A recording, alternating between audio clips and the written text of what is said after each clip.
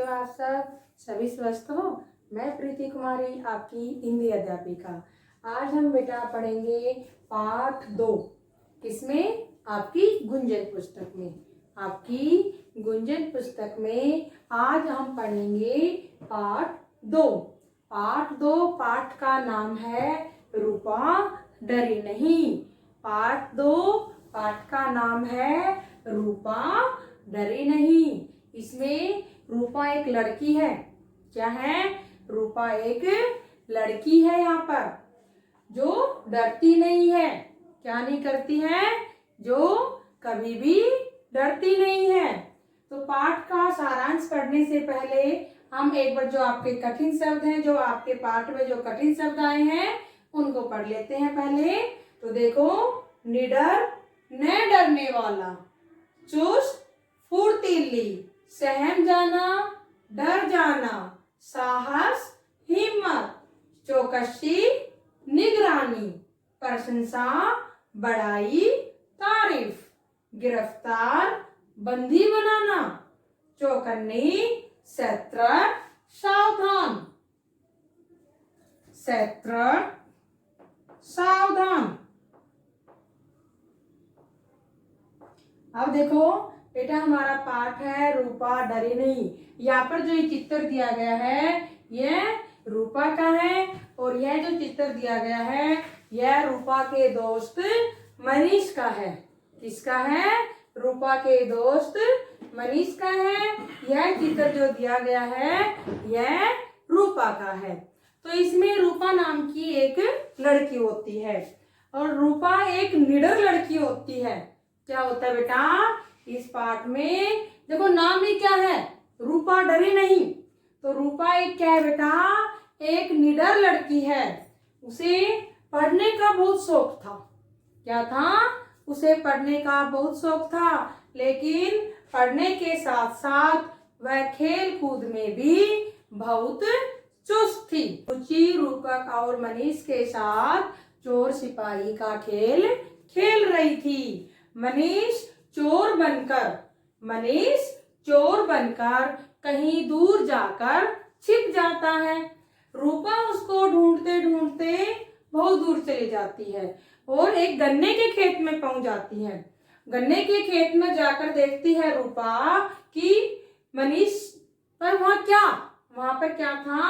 वहां पर मनीष के हाथ पैर रस्सी से बंधे हुए थे और मुंह पर कपड़ा बंधा हुआ था।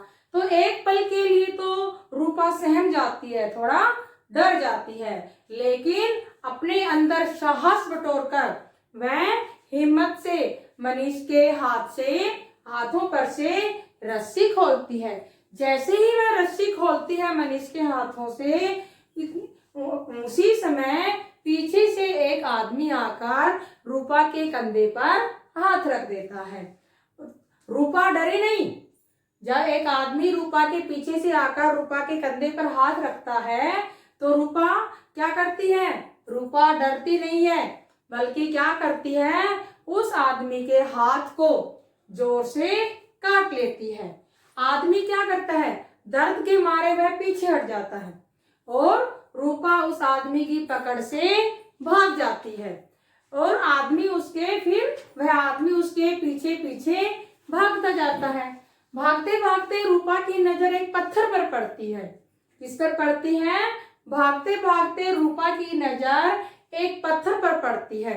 उसने पत्थर उठाया और उस आदमी की तरफ जोर से फेंका, और निशाना ऐसा लगा कि उस आदमी के माथे पर जाकर लगता है और उसके सिर से खून बहने लगता है।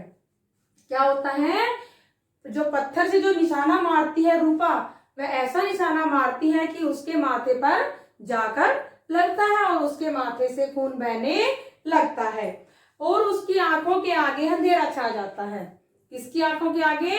उस आदमी की आंखों के आगे अंधेरा छा जाता है और वह लड़खड़ाकर गिर जाता है। फिर रूपा क्या करती है? रूपा उस आदमी के हाथ में एक डंडा रहता है। जो आदमी रूपा के पीछे भाग रहा होता है, उसके हाथ में एक डंडा होता है। तो रूपा जब लड़खड़ाकर गिर जाता है, तो उसके हाथ से क्या कर लेती है? डंडा उठा लेती है और उस दुष्ट की उसी के डंडे से ही पिटाई करने लगती है। वह बेहोश हो जाता है और गिर जाता है। फिर रूपा क्या करती है, मनीष के हाथ पैर खोल देती है और मनीष और रूपा दोनों मिलकर उसी रस्सी से उस दुष्ट को बांध देते हैं। क्या करते हैं, मनीष और रूपा उसी रस्सी से, कौन सी रस्सी से, जिस रस्सी से उस दुष्ट ने मनीष को बांधा था उसी रस्सी से ही उस दुष्ट को बांध देती है। फिर क्या होता है, रूपा तो उस दुष्ट की निगरानी करने लग जाती है, उस आदमी की निगरानी करने लग जाती है और मनीष भागकर गांव वालों को बुला लाता है। गांव वाले आकर रूपा की बहुत प्रशंसा करते हैं। क्या करते हैं, गांव वाले आकर रूपा की बहुत प्रशंसा करते हैं। उस दुष्ट को जब बंदी बनाकर लेके जाया जाता है तो गांव का एक आदमी और वहां पर जो आए हुए गांव के आदमी हैं वो क्या करते हैं, उनमें से एक आदमी उसको पहचान लेता है। किसको, उस दुष्ट को पहचान लेता है और कहता है कि यह तो अपने गांव से भागा हुआ खचेरू है। कौन है, जो आदमी पहचान लेता है एक आदमी, वह क्या कहता है कि यह तो अपने गांव से भागा हुआ खचेरू है और पुलिस इसको पकड़ना चाहती है। क्या, पुलिस इसको पकड़ना चाहती है। अब तक क्या है, अब तक जो खचेरू था वह बेहोश था, उसे कोई होश नहीं था। जब उसको होश आता है तो वह अपने आप को देखता है कि वह पुलिस के अंदर रहता है, पुलिस के पास रहता है, जेल में रहता है। उसका माथा सूजा हुआ होता है और उसका जो मुंह है, मुंह सूजा हुआ रहता है और माथे पर पट्टी बंधी हुई होती है। क्या होता है, उस दुष्ट खचेरू का जो मुंह है, मुंह सूजा हुआ होता है और माथे पर पट्टी रहती है। माथे पर पट्टी क्यों रहती है, क्योंकि रूपा ने उसके सिर पर क्या फेंका था, पत्थर, और जिसके लगने से वह बेहोश हो गया था। फिर उसने पुलिस को बताया, किसने, खचेरू ने पुलिस को बताया कि आज रात को मेरे साथी गांव के मुखिया के घर पर डाका डालेंगे। किसने बताया, उस खचेरू ने बताया पुलिस को कि आज मेरे साथी गांव का जो मुखिया है उसके घर के ऊपर डाका डालेंगे। इससे पुलिस क्या हो गई, चौकन्नी हो गई। पुलिस क्या हो गई, पुलिस चौकन्नी हो गई। और रात के समय गांव के स्कूल के पास आकर एक जीप रुक जाती है और उस जीप से 4 डाकू बाहर निकलते हैं।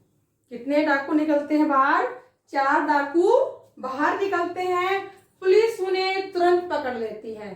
पुलिस क्या करती है, उन्हें तुरंत पकड़ लेती है और गिरफ्तार कर लेती है। उनमें से एक के हाथ में बंदूक भी थी। जो 4 डाकू थे उनमें से एक के हाथ में बंदूक थी। अगले ही दिन क्या होता है, समाचार पत्रों में डाकुओं के पकड़े जाने की खबर छप जाती है और खबर के साथ साथ क्या होता है, समाचार पत्रों में रूपा की भी बड़े बड़े चित्रों में चित्र छप जाते हैं। किसके, रूपा के भी समाचार डाकुओं के पकड़ने के साथ साथ रूपा के भी बड़े बड़े चित्र छप जाते हैं। रूपा के चित्र क्यों छपे हैं, रूपा के चित्र रूपा के साहस के कारण छपे हैं। रूपा ने क्या साहस किया है इसमें, अपने साहस का कैसे बताया है, इसमें साहस को कैसे प्रदर्शित किया। एक तो उसने अपने दोस्त मनीष को खचेरू से बचाया और खचेरू को पुलिस के हवाले किया और पुलिस के हवाले करने के साथ साथ गांव पर जो पुलिस डाकुओं द्वारा गांव के मुखिया पर जो हमला होना था उसको भी बचाया। तो इस पाठ से हमें यही शिक्षा मिलती है कि हमें क्या बनना चाहिए, हम सभी को रूपा की तरह निडर बनना चाहिए। कैसा बनना चाहिए, हम सबको रूपा की तरह निडर बनना चाहिए। किसी भी कठिनाई में चाहे कोई परेशानी क्यों न आ जाए, हमें नहीं घबराना चाहिए और उसका डटकर सामना करना चाहिए। आशा करती हूँ कि बेटा आपको ये सारा अच्छे से समझ में आ गया होगा। आपको अपनी बुक से एक बार दोबारा भी इसको रिवाइज कर लेना है।